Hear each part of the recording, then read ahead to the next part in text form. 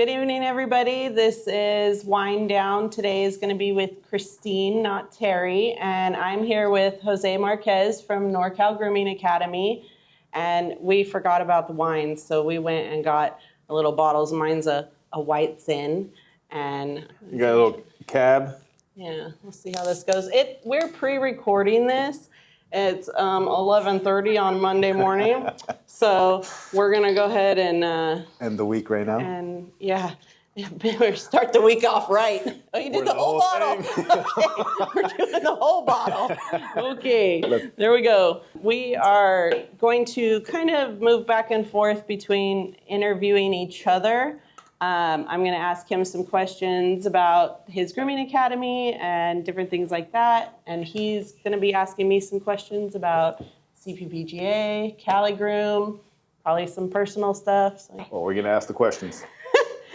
All right, Jose. Well, thank you so much for meeting with me today. You did give me a tour earlier. Your premises is beautiful. It's fabulous. Very clean. I like that. Tuesdays to Thursdays are our busiest days because we have part-time students that come in as well. So everybody in blue are students, and then it's about half are full-time, and then the other half is part-time. So we're gonna see later. She's so close, so she won't be here after this Thursday. Let me see it. Well, you stand up. Don't try the face with that one, and then use that one for the body. But this is our prep room where we take in the dog. We teach them how to do nail trims and the 9 o'clock appointments. They were all here, so there's a big, you can see the mess. Hey, but, this is pretty clean. We have our schedules here. Everybody gets to see what's going on in each room. And then we got this custom-made D-shed room.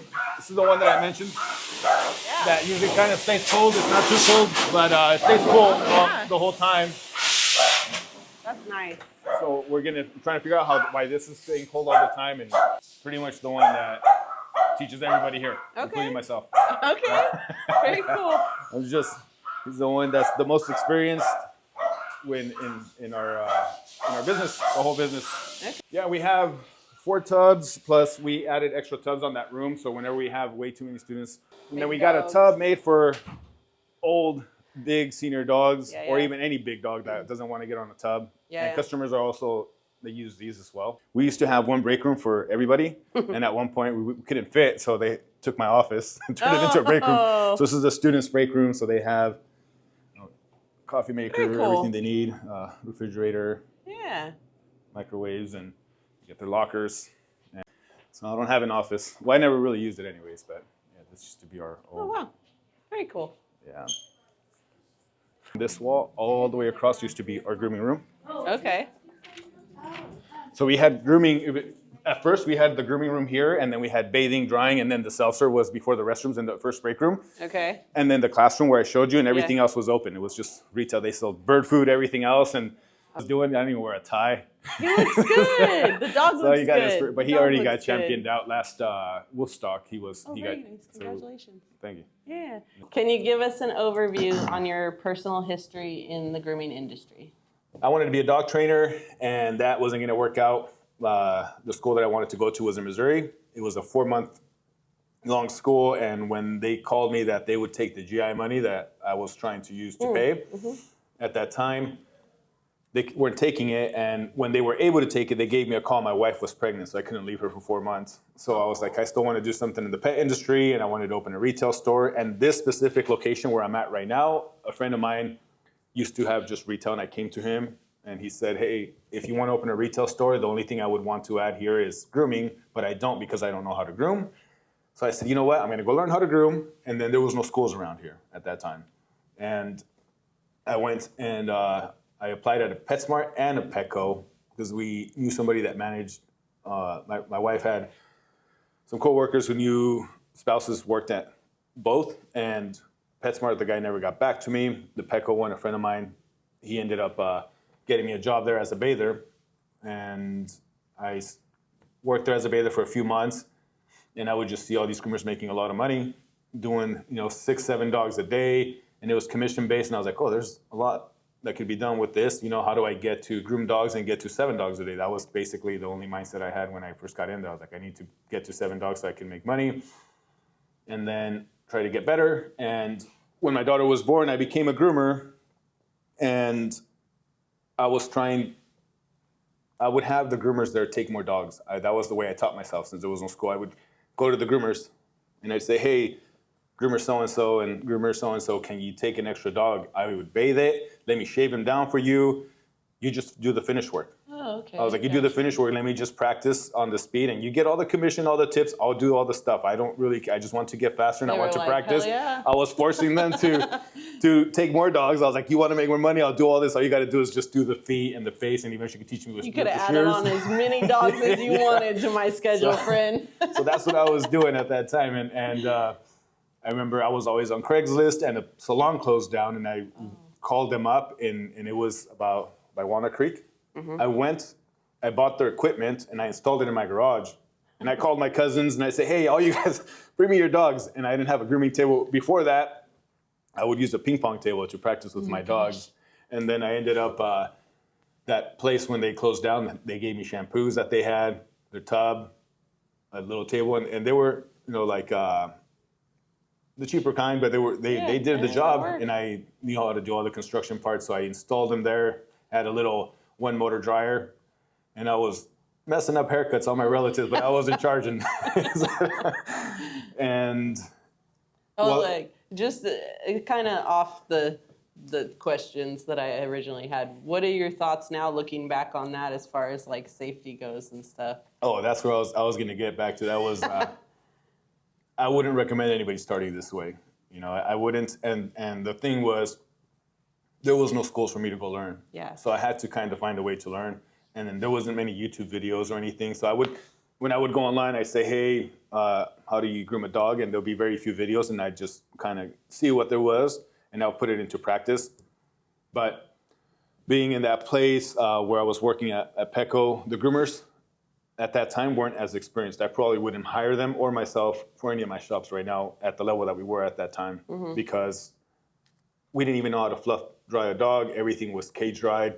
Oh, wow. They even had those kennels where they had the heat dryer that had the plexiglass doors. The little ovens. Yeah, the little microwaves. And that's the best that we knew. And most of our haircuts were 7 all-overs, which are probably the most dangerous blades out there, in my opinion. Incidents that I could have prevented because I didn't have the proper experience or training. I caused some. Same with other groomers, and with the right training, I feel like I could have avoided a lot of those issues. But that was my biggest struggle. So I worked at 3 places. I was working 7 days a week, learning how to groom. I was forcing myself to learn because I needed to learn so that I could hire people and understand this business. Yeah. And you found the need, and you put it to use with your academy here. Yeah. So what kind of things do you like about the industry, and what kind of things would you like to see changed? I like the challenge from when I started till now. I like challenges. I never did this for the money, because if I wanted to do something for the money, I probably could have taken another route. And I love dogs. I have plenty of dogs myself, and I did it more of, there's a lot of things that have to get fixed in this industry, and from the way that I learned and the way that others are approaching this industry is, it puts too many dogs at risk in some areas. And if I could help the very little that I could help in the areas that I can, and build more people that could help others, is my goal pretty much. That's excellent. Yeah. So going on to tell us more about your school, and your facilities are fabulous. They're very sanitary, very clean. They're very well put together. Obviously, you kind of told us what inspired you to start the grooming school. So is there anything else that you can say that inspired you for starting a grooming academy? Yeah. It goes back to when I started, there was no schools. So I would hire a lot of groomers in other salons that I had, and a lot of them worked in different places, so they already knew everything. So it's really hard to go and tell them, hey, you're doing this wrong, especially if I was doing it for less amount of time. So I figured, if there's more people that are going to be entering this industry, since there's no schools, I'm going to get myself better to open a school here to help others come in. The business side, I think I figured out in a way. There's still so much more that I have to learn, but In the grooming side, I pushed myself to where I said I met Linda from IPG. She helped me out a lot. She was our judge at the first Cali Groom. Yeah, I was there in that show. Yeah. She's always been her and then Mike from San Diego Grooming Academy. Yeah. I called them out and I said, hey, I want to open a school. What do you guys? I struggled for years trying to get the school done and the curriculum. And it was a big process, a long, long process, and it cost a lot of money. But there's a huge necessity. And the little that I could do here is we needed a school in Northern California, and I hope more open up eventually to where people have more access versus it would be nice having to go learn somewhere where they're not going to focus too much on the areas that I feel myself that are the most important ones, which is safety, sanitation, and not speed. Yeah. And styles, those things come afterwards. Yeah. It's more of the safety and the handling and the sanitation. Kind of skips a few of them, but with the IPG stuff, you're one of the only IPG certified schools, correct? In California? Yeah. No, Mike is as well. Oh, okay. Yeah, he is. And are there any other in the United States that you know of? I think she has a few others.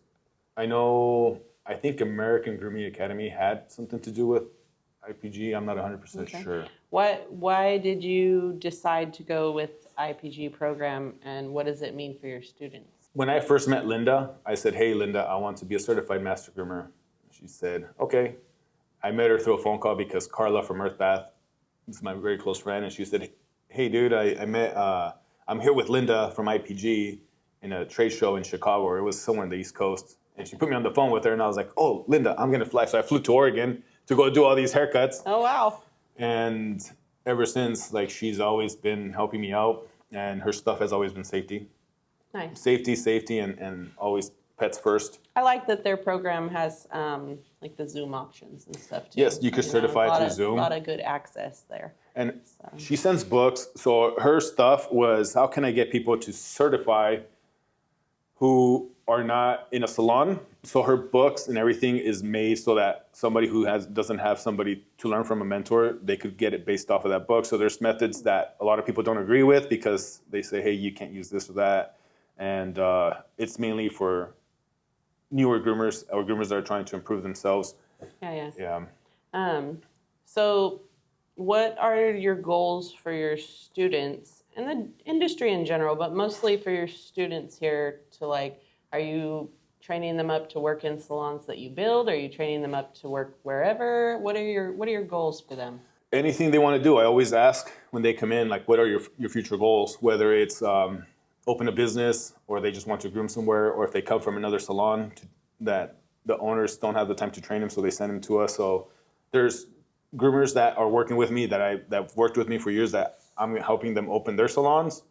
There's others that have graduated that I've helped them set up in their house or open a salon, which regardless of the route that they want to take, whether I agree or not, I would always tell them straightforward, hey, you probably shouldn't do this, you probably should do this, and if you're going to do it, this is what you should do, because they could do it if they want to without my consent.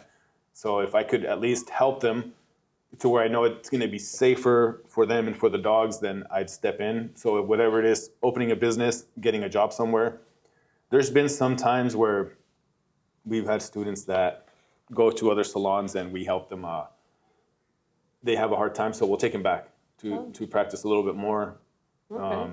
That's cool. So, yeah. And then kind of on the same lines as that, do you have placement programs where you work with other salons? Say I'm looking for a groomer, would I be able to contact you and have you, send out people that are interested in a job, or how does that kind of stuff work? We get a lot of calls from other salons and we have a list, but most of our students that come in, they already have a job lined up, or sometimes we get salons that call from other cities where we don't have students from that area at that time. So whenever something comes up, we'll call the owners or refer them. And I know you, when we talked on the tour, you were talking about the program that you had, the full-time versus the part-time, so you offer both.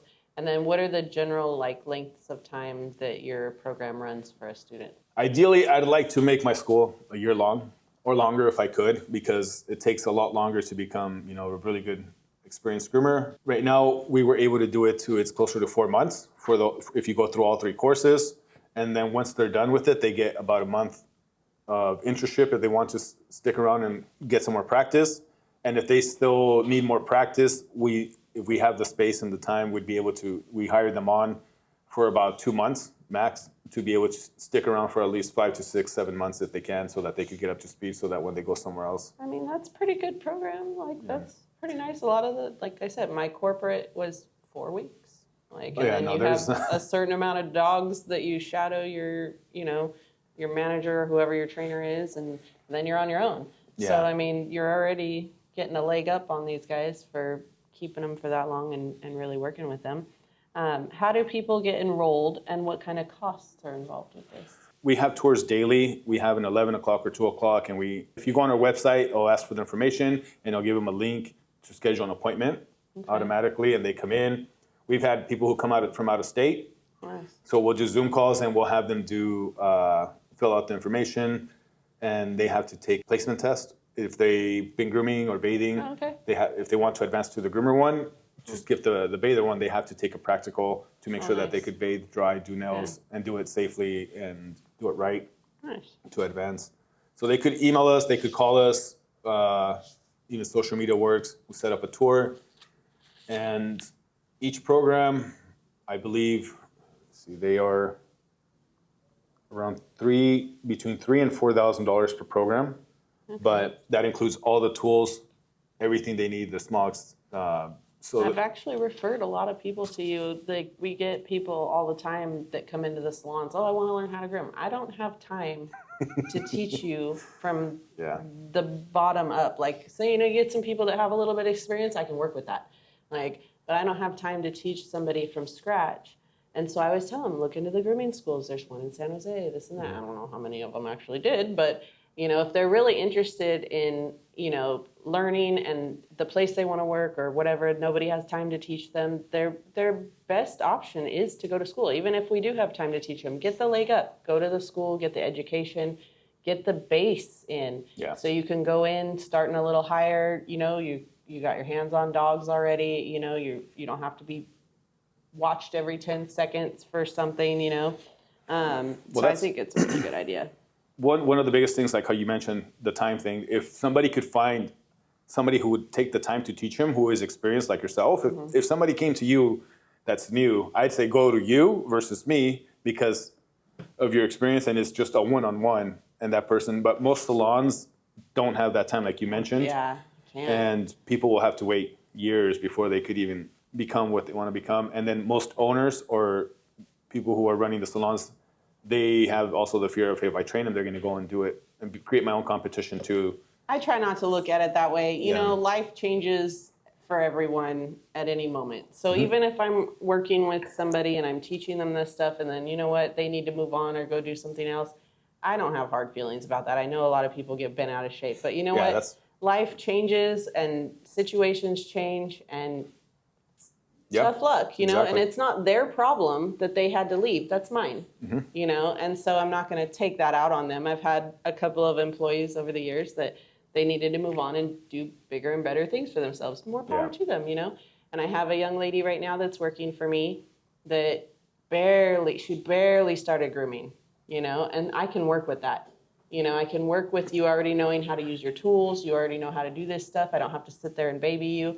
But I can finesse you and I can teach you the things, I can work with that. But for someone walking in off the street, starting out, wants to be a groomer, or they want to start their own business or something like that, heck, the school is a great idea. And teaching the safety and sanitation is super important. Do you encourage your students to attend trade shows and continue their education even after their experience with you? 100%.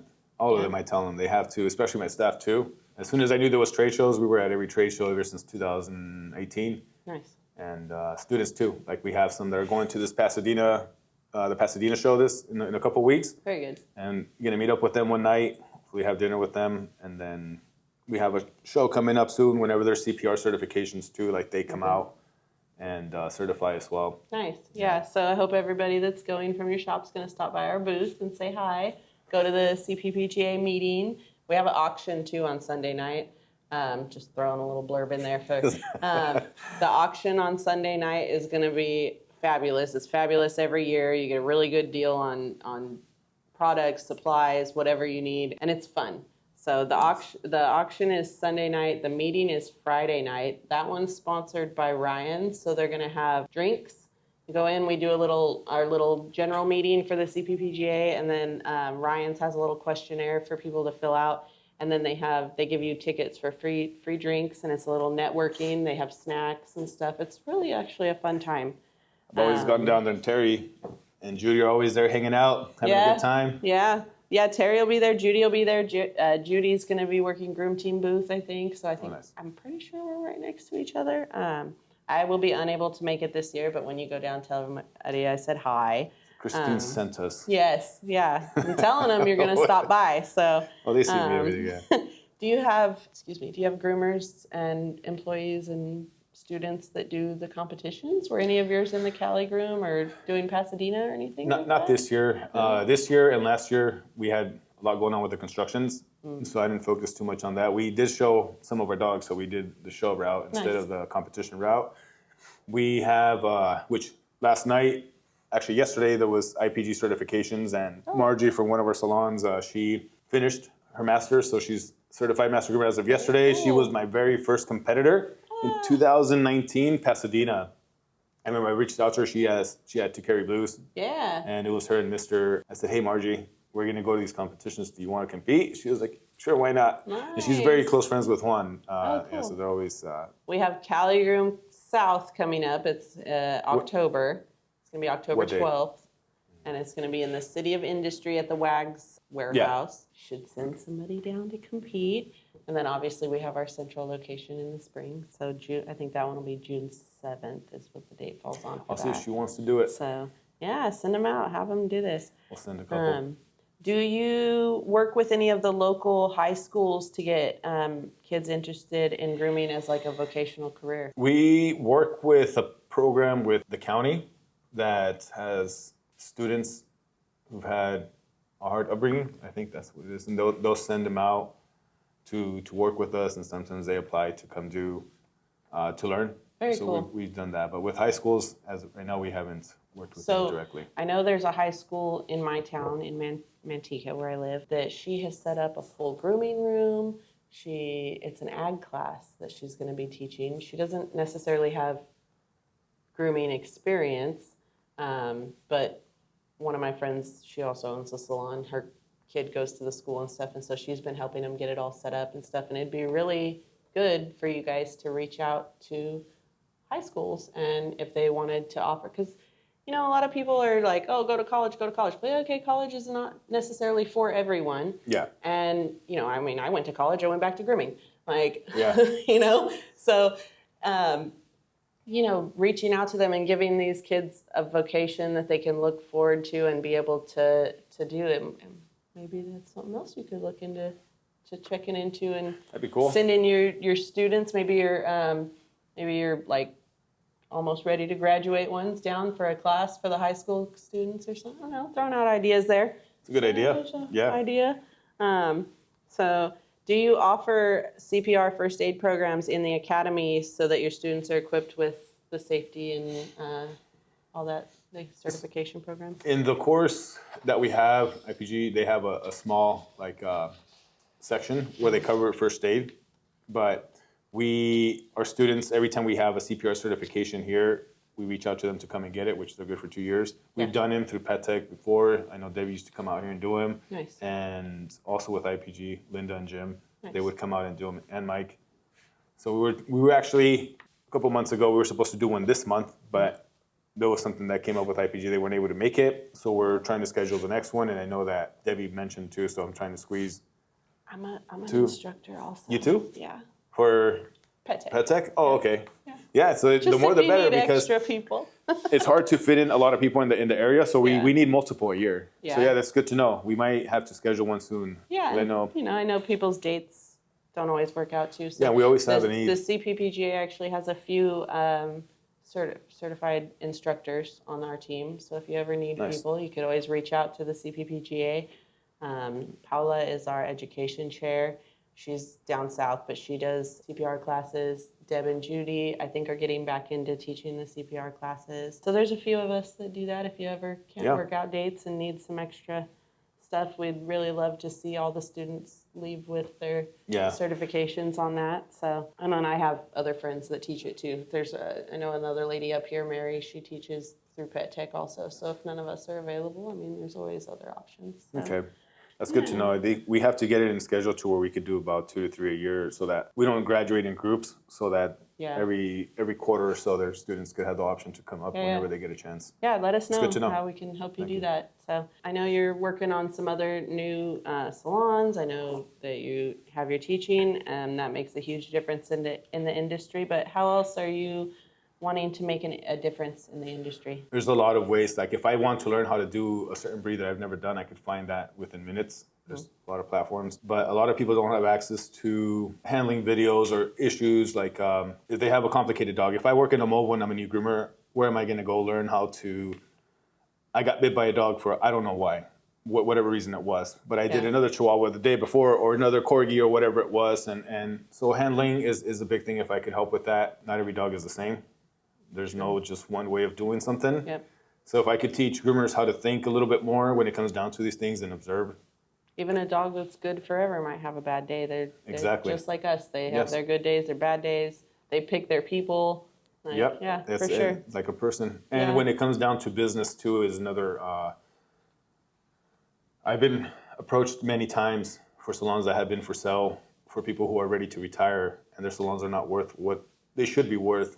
And I wish I could give what they want, but it'd be cheaper for me, 5 times cheaper to go open one across the street. Yeah.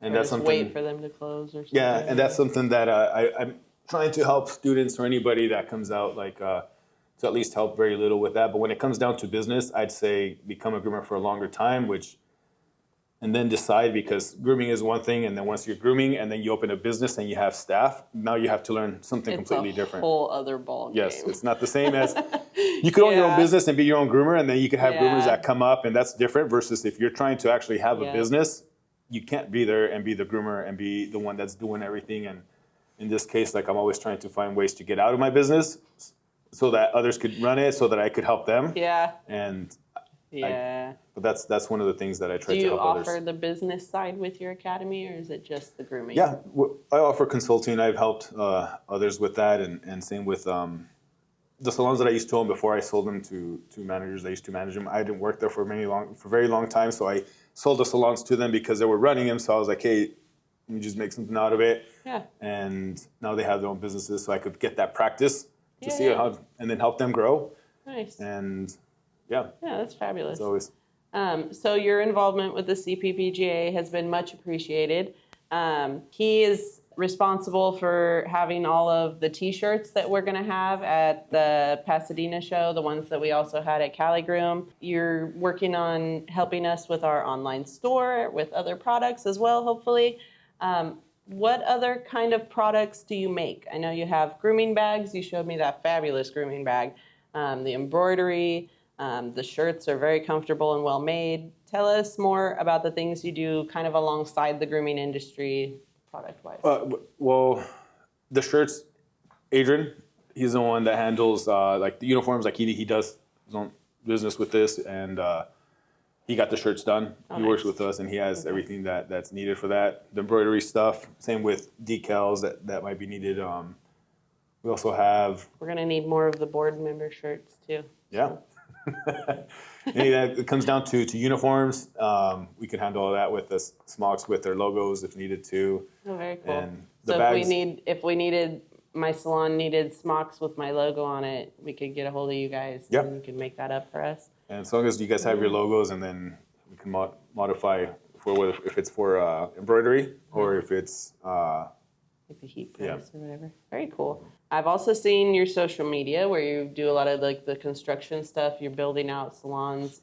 Construction was something you already had experience with prior to getting involved with grooming? Kind of. Yeah. Kind of.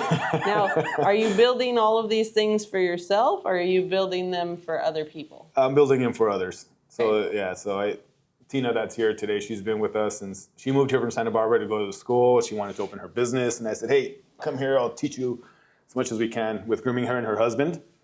And he did grooming, he got bit one day, and he had a hard time growing that nail back out, grow out. It was in a fun incident. It happened to be a Shih Tzu, and he said, "I don't want to do this." So he went to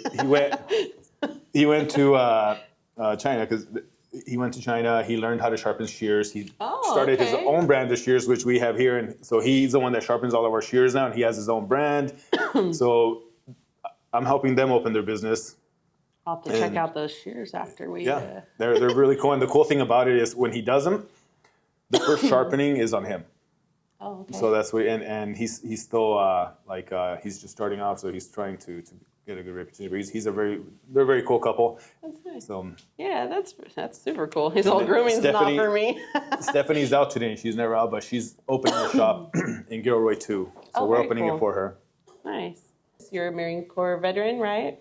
Yes. You can tell us as little or as much as you'd like about that. Oh man, well, there ain't much of the stories. Like I'm sure George might have some cooler stories, but I joined maybe 6 months out of high school. My best friends had one Air Force, the other one Marine Corps, and I was like, man, you guys are idiots. The war just started. What are you guys thinking? I'm just gonna sit out here and cruise. And I wasn't planning on going to college, so one day I got a call from a recruiter. And I said, let me just go see what they got to say, and signed up 2 weeks later. And this was back in 2003. Yeah, I think you were in around the same time as my husband. Oh, yeah? Yeah. So I know we talked a little bit about that. And, you know, my husband being a veteran too, we always love to make a shout out to our veterans. You know, you guys, appreciate it. You guys are veteran-owned businesses too. That's a huge accomplishment. Thank you very much for your service. Thank you. We appreciate that. So. What did he serve? He around the same time as me? Yeah, I think he was. Gosh, I have to double check with him on the actual he did 4 dates, years, but he did 4 years in Okay. the Marine Corps. He served over in Iraq. Nice. He was mostly Iraq and then 29 Palms.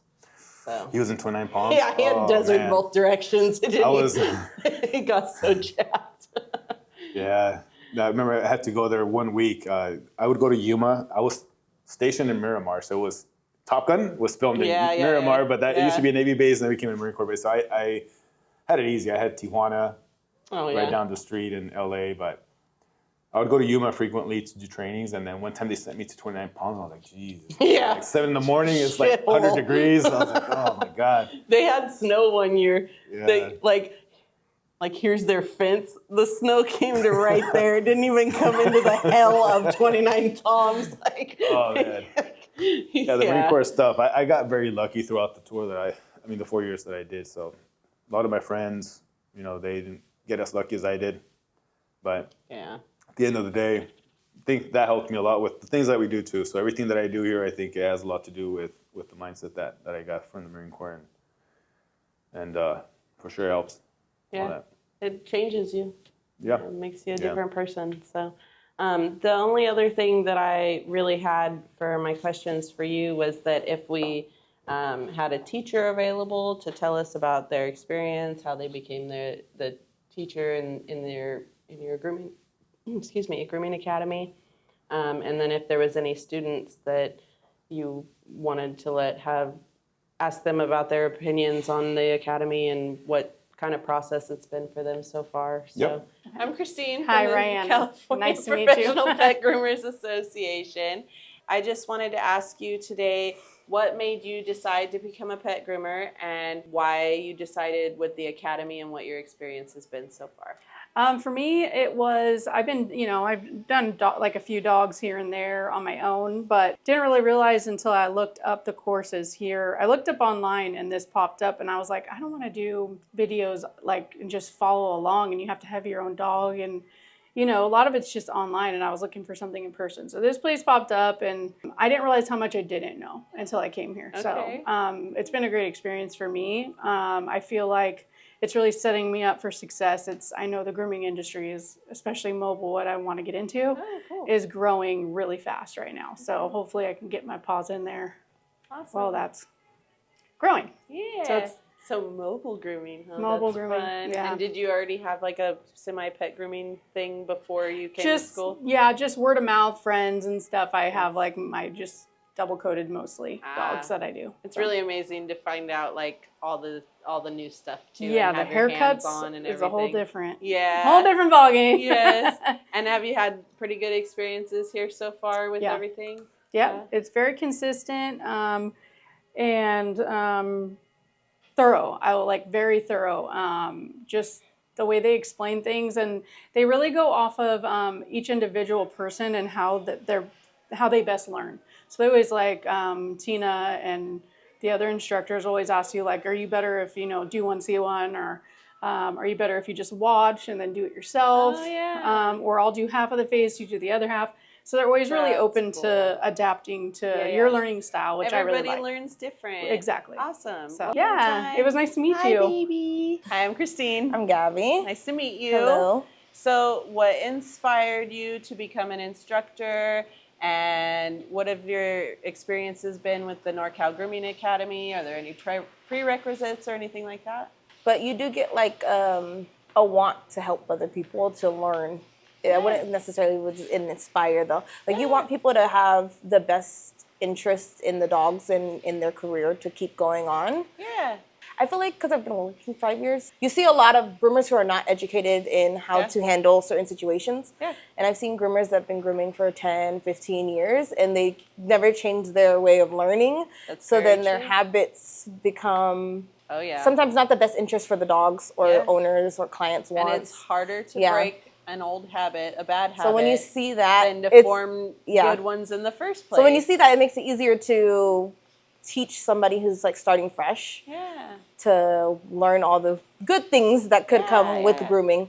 That's fabulous. And you're certified through IPG, right? Yeah, I have right now. I have my all the way up to my APG. I'm working on my master groomer. Very cool. Well, good luck with that, and congratulations. Thank you. It was very nice meeting you. Nice meeting you. Do you love working here?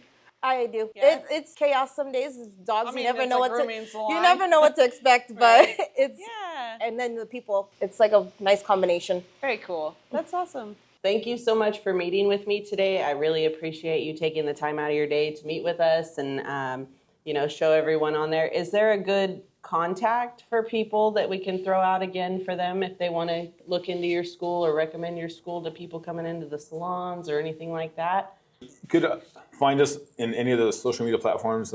It's just Nor Cal Grooming Academy. Or you could send us an email at info@norcalgroomingacademy.com. And usually our phone number is actually for the school is 408-515-7568. You guys could call or text as well. Usually Lucy, Marissa, or myself we're pretty active with that. And social media, myself and Adrian. Perfect. Yeah, and if you guys need to contact the CPPGA, obviously you're on our social media platform right now. You could always send us a message. You could go to our website, California Professional Pet Groomers Association.org, and reach out to us. And if you have questions or anything, we'd be happy to pass them along to Jose and maybe get some answers for you. And hope everybody enjoyed their wind down Wednesday, even though it's a Monday afternoon for us right now. Yeah, thanks Terry for making me drink wine at 11:30 on a Monday morning. Terry. We love you. Cheers. Thank you.